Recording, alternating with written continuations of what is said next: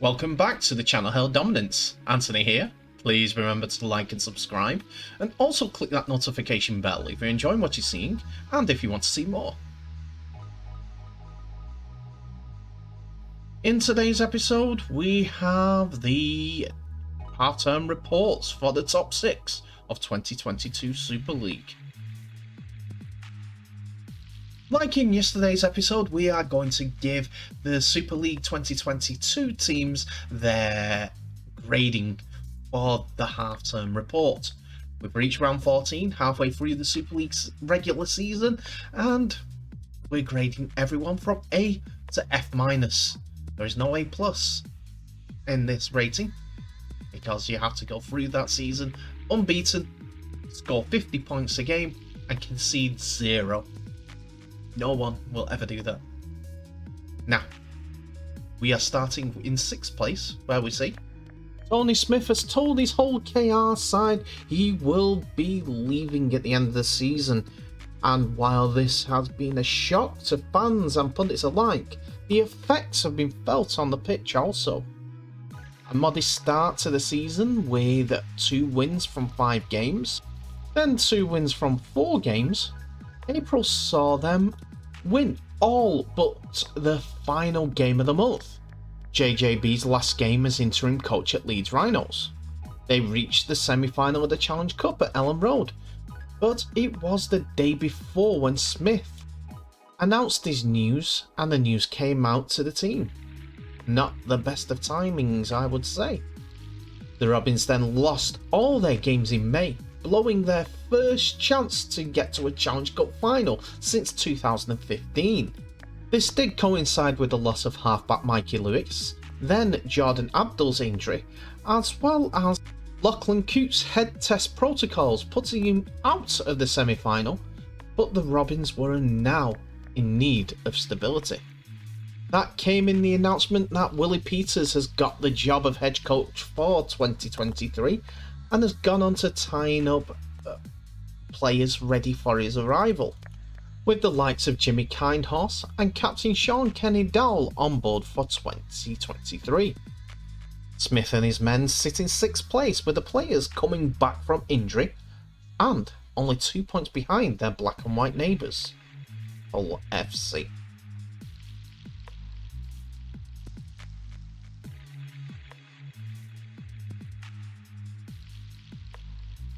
To say that Hull season thus far has been inconsistent would be an understatement. One week they're winning, but the next they're losing, with no real unlucky losses to their name on the results list. That being said, with only 1 loss in April for Brett Hodgson's side, see them sitting in 5th place currently. That is a satisfactory month for Hull fans. Why only satisfactory? Well, that loss in April was in the derby against their city rivals, the Robins, 16 points to 4.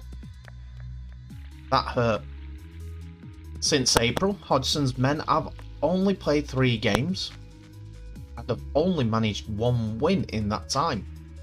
Their latest loss, a Golden Point game against Wakefield, symbolises their season.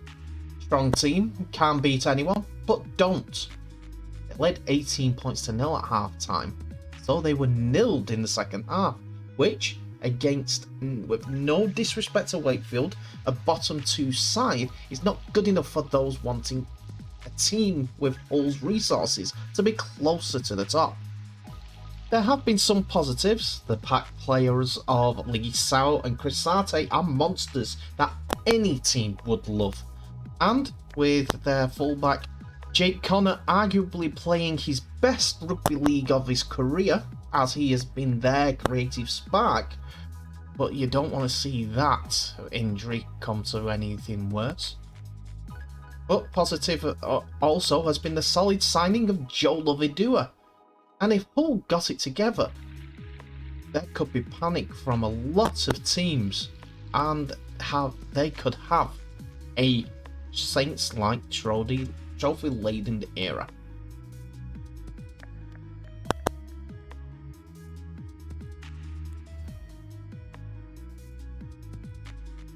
Huddersfield Giants, my dark horses for Super League 2022. They were 3 minutes away from silverware. Ian Watson has done a wonderful job at Huddersfield in his 18 months in charge, and has more or less made the squad in his own vision, while adding the likes of Chris Hill, Tui Lolohea, and Danny Levi to a very good squad as it is. The season started really well, as only defeats to Wigan and Hull FC saw them win all their other games, until mid-April when they drew against their struggling Leeds Rhinos side. This all running parallel to their cup run all the way to Tottenham. There have been some blips along the way, with young starlet Will Price banned for 10 games for a dangerous throw against Hull FC. 2 losses on the bounce to Saints and Warrington after that Leeds draw, plus the persistent injuries too. Theo Farge has seen the Giants not be able to play their starting halfback combination. Otherwise, the Giants have been really consistent. They play Ian Watson style rugby league. High set completion rate, with sets ending close to the opponent's try line with either a try or the opposition starting on their own 1 metre line. Their Challenge Cup heartache has seemed to be put to rest as they went to the south of France and beat Catalan, and that stands them in good stead for the rest of the season.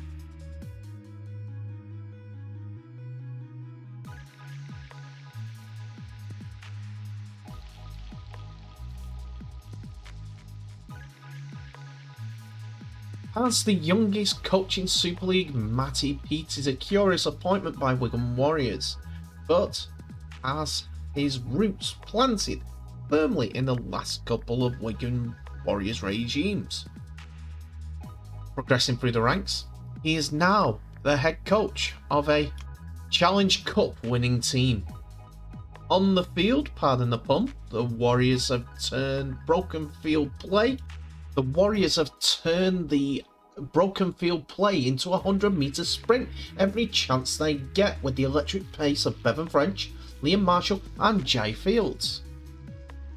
Field in particular has really impressed, having scored or had a hand in 22 try-scoring opportunities, 14 of those tries. Only Jake Connor has more with 27 involvements, but he's only scored 3 tries. In the addition to Field, bringing in the likes of Cade Cust, Patrick Mago and the returning Ian Thornley have added weight to Wigan Warriors' challenge for honours.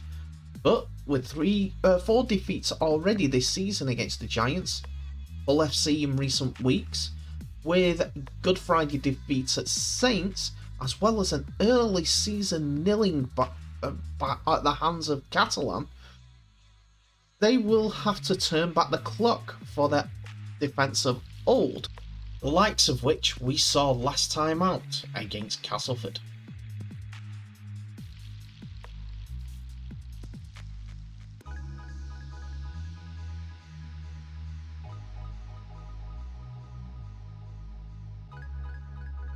Catalan Dragons side, led by Steve McNamara, have gone about their business reasonably quietly and still find themselves in second place.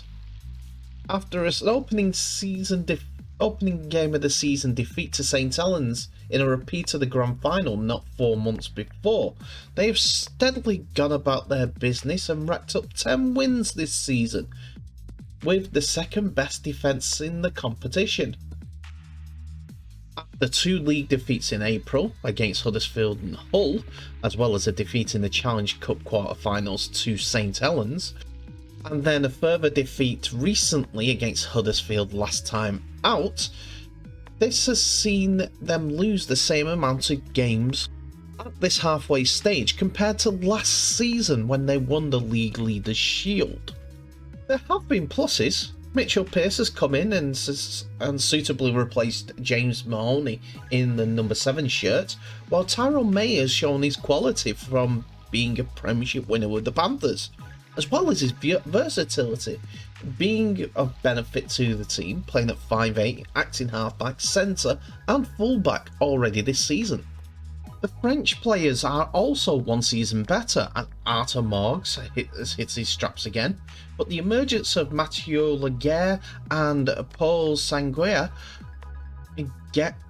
means that they're getting a lot of minutes. Plus the positive news that Fouad Zaha has extended his stay at the club after signing a new deal, which is a positive yet again from the French #1 Super League side. The price of his success comes with its pitfalls after news that Sam Cassiano, Gil Dudson are off to Warrington for 2023, and Joe Chan's move to Storm next season has gone through for the young New Zealand Frenchman, shall we call him that? But that has been tempered by the movement Catalans are doing to replace those outgoing with the likes of Siasu and Takiyaho coming from the Roosters, and the apparent move for Tom Johnson, rumours persisting, has got a lot of attention. But as we complete this 2022 season, will they be there at the end of the season with good performances from Huddersfield and an improving Wigan side looking to go above them?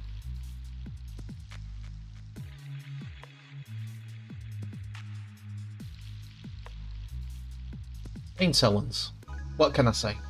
They look like they're on course to claim the League Leaders Shield for the first time since 2019. I thought the Saints could have gone through the whole season unbeaten and win every trophy on offer to them as NRL clubs, and the league would neither pay or host for a trip for Penrith to come to the UK or Saints to go there. Unfortunately, the trophy haul is off as the Challenge Cup has already been put out of their reach. This is due to, in no small part, down to injuries and suspensions that have been blighting Saints all season, with two of those injured being halfback Lewis Dodd and flying winger Regan Grace, which caused Saints to play a very youthful team against Castleford, where they went down 30 points to 10, as Christian Wolf decided to rest his men due to the 2-game bank holiday weekend. There was only one more defeat this season in the Super League for the Christian Wolf's men, at 20 points to 22, reversing Toulouse, giving the champions 12 wins this season and a 4-point gap at the top. At times this season, Saints have been irrepressible, but other times they grind out wins in a win-at-all-cost mentality, as you see here from their reaction at Warrington. Their defence is fierce, conceding an average of only 10 points a game. If they keep that up, there'll be plenty of games left over in the regular season to play the youngsters again and rest the first team squad. That, I think, means that St Helens will win the League Leaders Shield for the first time in 3 years.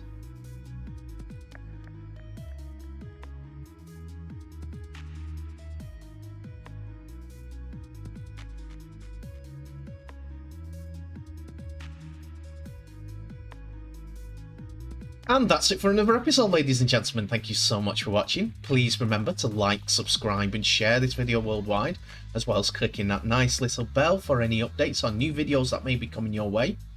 Tell me what your thoughts are of our 2-episode review service of the Super League 2022 at its half-bottom point. Do you think it was a good season so far? Do you think the clubs are underperforming? Do you think some are overperforming? You tell me in the comments below. But, like always, thank you so much for watching. Please remember to share this video worldwide. I wish you all the best. Please to stay safe. And I'll see you in the next episode.